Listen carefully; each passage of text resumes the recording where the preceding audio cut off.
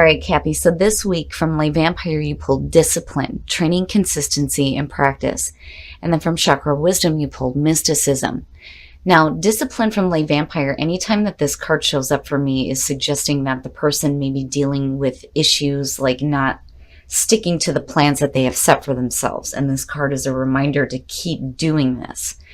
Discipline is saying that you have the ability to create, the program of change in your life, but you have to stick to the commitments that you have set for yourself.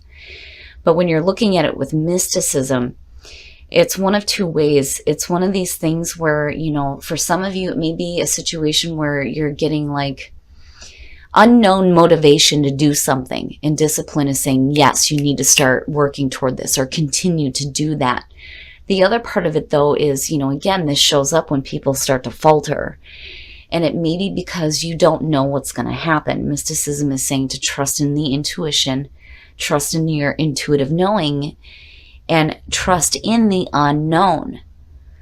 Intuitively, you know that you need to continue to work for this, then you need to keep doing that. But, if you don't know what the results are going to be, it's saying that you need to continue doing this anyway.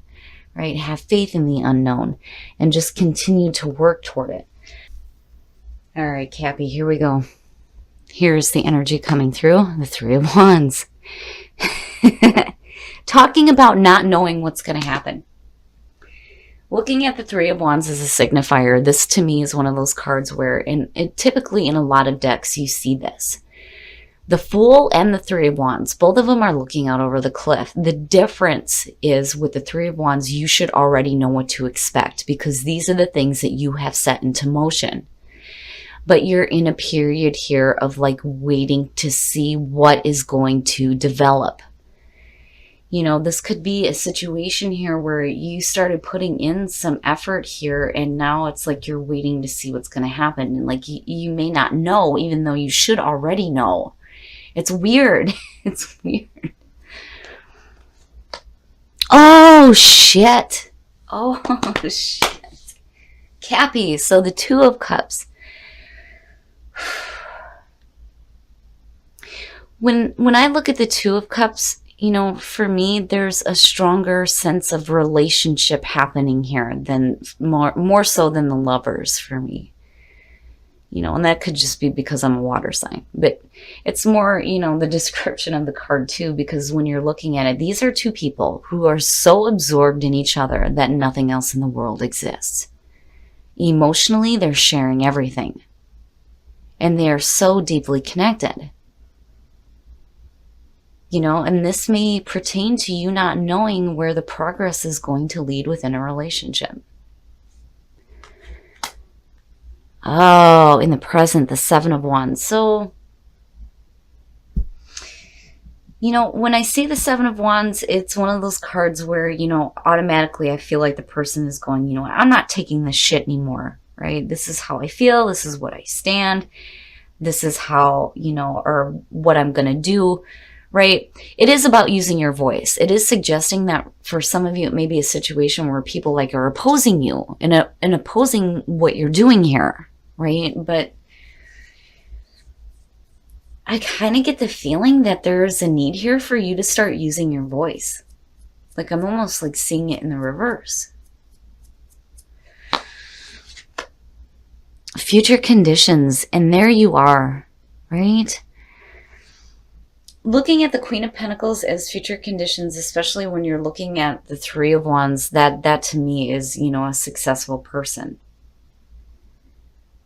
It's not, the King of Pentacles is the pinnacle of success, right? The Queen of Pentacles very much is about, this is the person who is creating this stable, secure foundation, the stable, secure home. They're the ones that bust their ass all day, pay the bills, make sure everything is good at home, right? They lay down that strong foundation. And I definitely do feel like this is you in future conditions. Now, for some of you looking at the Two of Cups, it could be a situation here where you are dealing with another earth sign. Cap, Taurus, or Virgo, right?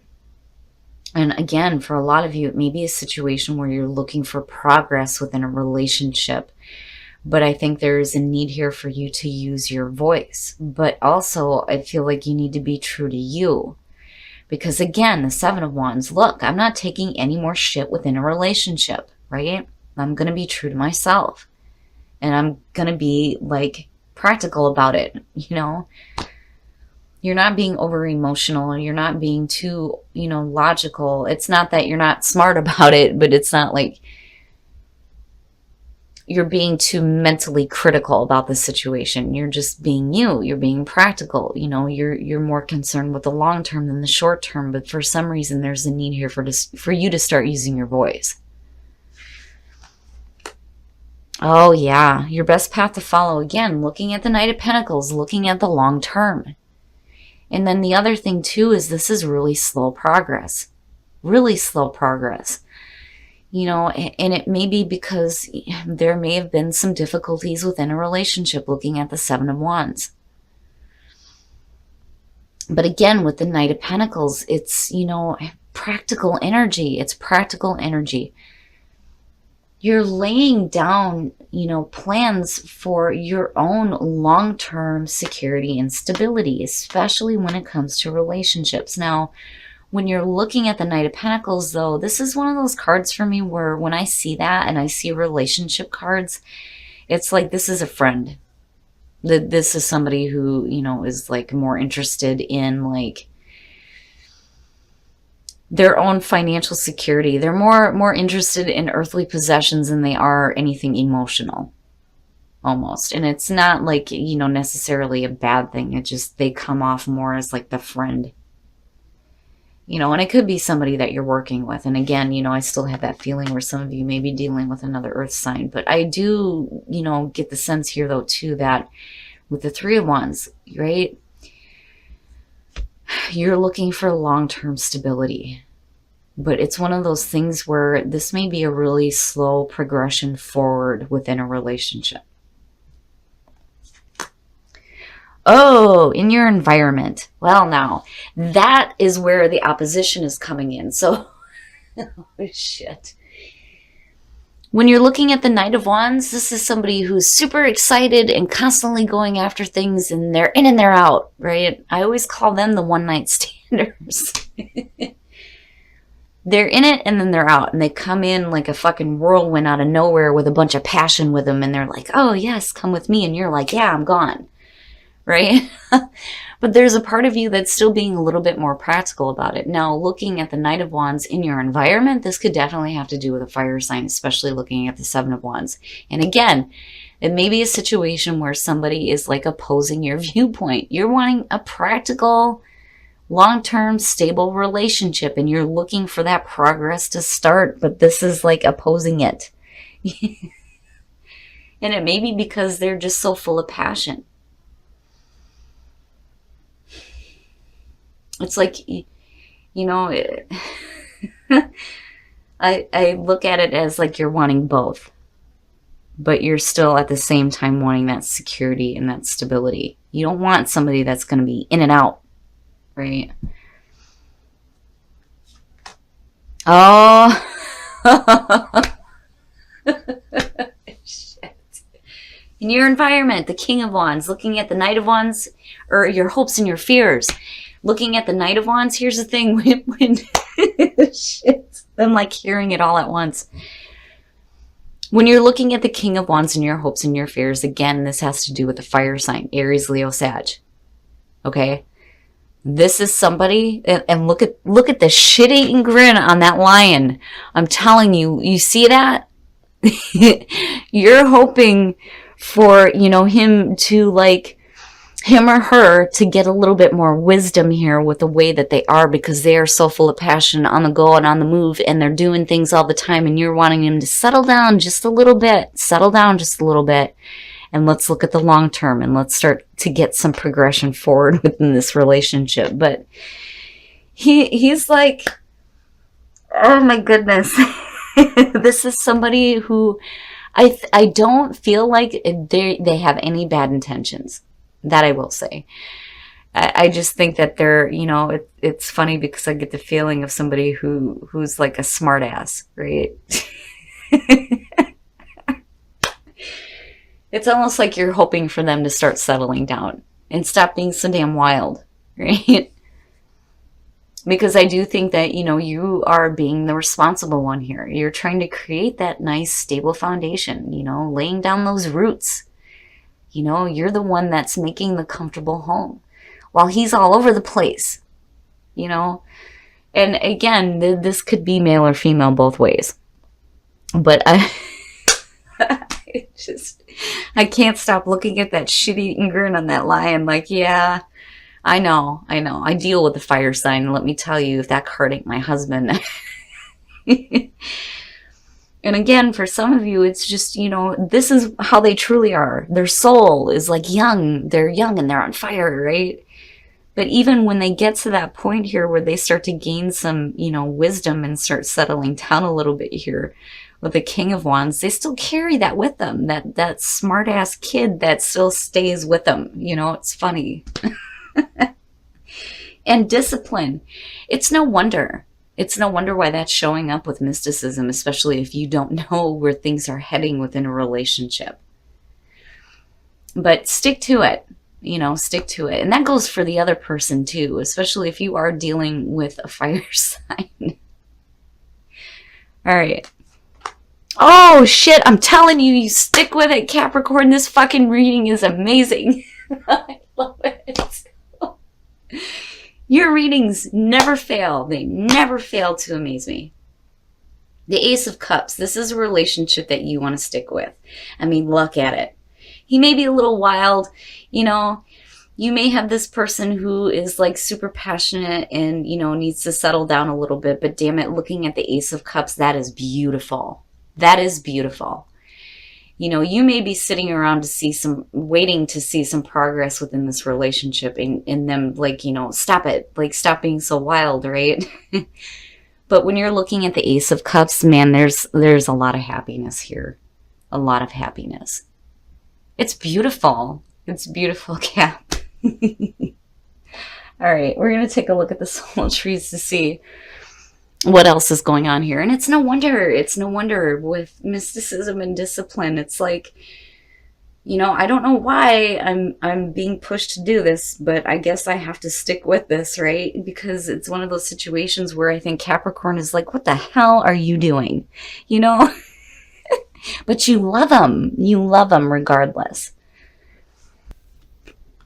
Oh, detachment, release, shit, and be open.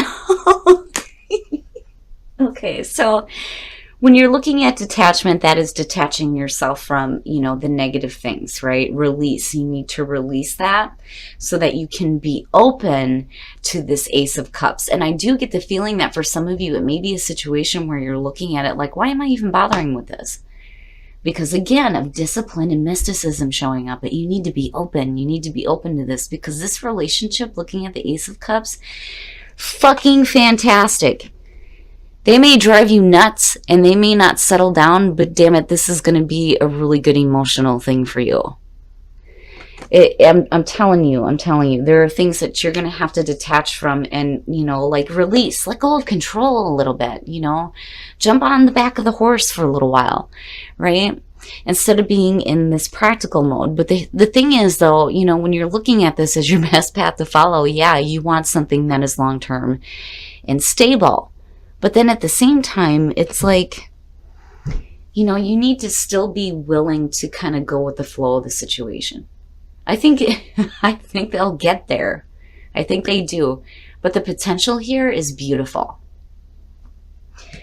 All right, we're going to take a look at the romance angels to see what exactly is going on in terms of love. Oh man, that card cracks me up.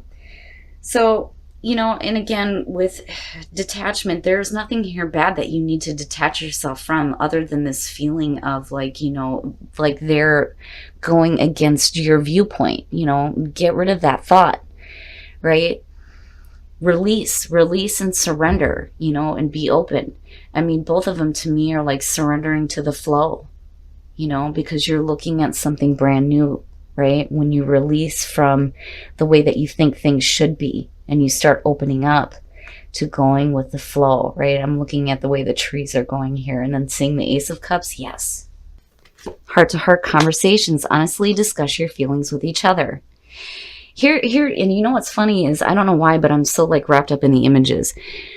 If you're going to be talking to them and they're looking the other way, that's basically saying don't be nagging, right? Just basically be open about how you feel, right? I want to be long-term. I want to be stable. I don't want this to be an in and out situation. I think they know that, but it's like, you know, I think you need to get caught up in the whirlwind for a little bit, right? And see where it takes you. But, you know, the other thing too is, yeah, you know, Cap, you have to be true to yourself, right? If you're wanting to have a long-term stable relationship, it is something that you need to voice. But just be careful about, like, you know, maybe being a little bit too oppressive with your viewpoint. That may be where you're facing some opposition from them. You know, I just kind of get the feeling here where you kind of get to the point with the Ace of Cups and then again seeing that shit-eating grin where you're like, ah, yeah, I love this person, right? It's beautiful, Cap. I love this reading.